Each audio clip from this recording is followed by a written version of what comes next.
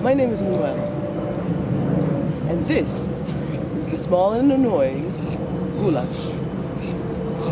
Goulash and I play a game together. It's not very complicated, obviously. Want me to throw the stick? If he obeys me, I throw the stick. Sit. Sit. Stay. Good boy. The stick, essentially, is a reward. Goulash is perhaps the greatest game theorist who ever lived. Nothing demonstrates the nature of incentives more clearly than reward. Indeed, it is the prospect of reward which drives us to do things. A person works to get money. A baby learns to speak to get what they want. A dog sits to play with a stick. The interaction between me and Goulash is called a game. In the case of Goulash, as we saw, helps us to understand how I get what I want, and Goulash gets what he wants. I want him to obey me, and Goulash wants to play. So we have to design an interaction in order for that perfect outcome to occur. Caicho, as they say in Bilbao. Here we are, we're in front of the Guggenheim Museum, and nothing is going to help us more to understand what incentives are all about on the human level. The example I'm going to give to you about game theory is the prisoner's dilemma. And the prisoner's dilemma starts with a story. What we have are two thieves, a brother and a sister.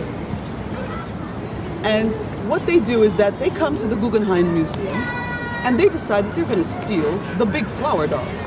They're caught red-handed by the security. After being caught by security, they're put into separate rooms and interrogated. But the rules of the game are determined by the interrogators. And they're very smart. So what the interrogators do is that they separate the girl from the boy, and they're sitting in separate rooms and they're being grilled. We're designing this game as if we were the coppers. The coppers tell each thief that they have the option of either confessing or denying. If they were both to confess, they both get 3 years in jail. If they were to deny and cooperate with each other, would only get 2 years in jail. However, the ingenuity of the coppers is that they tell them that if one were to confess and the other deny, that the one who denies will be thrown into jail for a far longer sentence than the other one, so 5 years, whereas the one who confesses gets to go off scot-free. 0 years. If she doesn't tell and he does tell, she's going to have to take the full brunt of the penalty and he's going to go scot-free. Now, the brother and sister, they're in it for the money and they're in it for the success, and they really don't care about each other that much. So there's no real feeling of empathy. Replicate this on the other side as well. Now, what does this mean?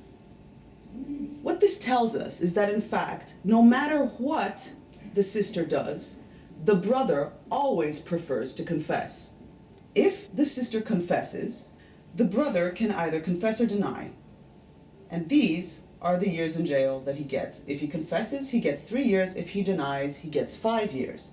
So he prefers to confess. He gets 3 years, should the sister confess. If the sister denies, he can either go scot-free if he confesses, or if he denies as well, he gets 2 years.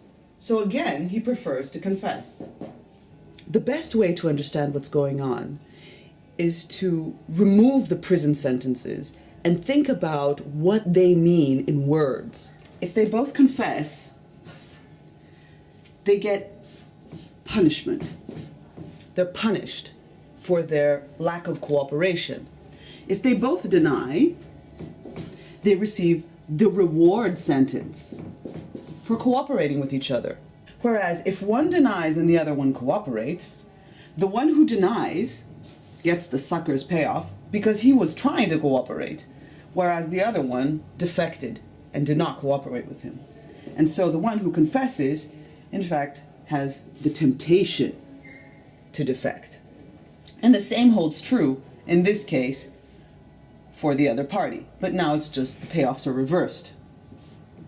So the one who confesses has the temptation, and the one who denies gets the sucker's payoff.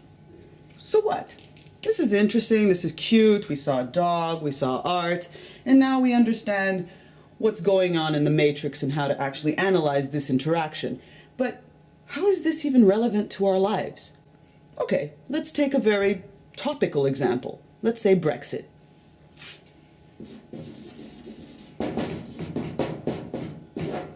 Brexit is a very good example of what we can do with the prisoner's dilemma. The media has splashed out and told us that there can either be a hard Brexit or a soft Brexit. Well, here we have the prisoner's dilemma for Brexit. Our actions are going to be either to push for a hard Brexit or a soft Brexit. The hard Brexit inevitably means that Britain doesn't accept immigration, so no immigration, and that the EU doesn't allow Britain access to the single market. A soft Brexit is a compromise, and therefore we would have, some access to Britain, so allowing immigrants in, and access to the single market. In the case of both having hard Brexit, we have no immigration and no single market, and therefore we can just call this the punishment outcome, as this will be a hard and long-drawn negotiation. If Brexit is soft, therefore there is allowance of immigrant inflow, and as well we will have access to the single market. And the negotiations will be quick, the reward payoff. If one has the negotiation strategy of being soft and the other one has hard, the one who is soft is going to get, what is it? That's right, the sucker's payoff. And the one who is going to be negotiating more forcefully for their position is going to get the higher reward. In this case, let's say that this player, player one, the sister in our other example, is Britain. So if Britain were to negotiate for soft Brexit and the EU, our second player, were to negotiate as if it were a hard Brexit, we would have complete immigration, right? So immigration, but no access to the single market. In this case, the opposite case, in the case that Britain negotiates for a hard Brexit and the EU negotiates for a soft Brexit, we see that Britain gets everything. They have the temptation to get everything. So they have no immigration and access to the single market, which is the worst possible outcome for the EU, which we then call the sucker's payoff. That the temptation is always to defect, to go for a hard Brexit instead of a soft Brexit, even though if both parties were to in a prior scenario, agree to a soft Brexit, they would have the reward.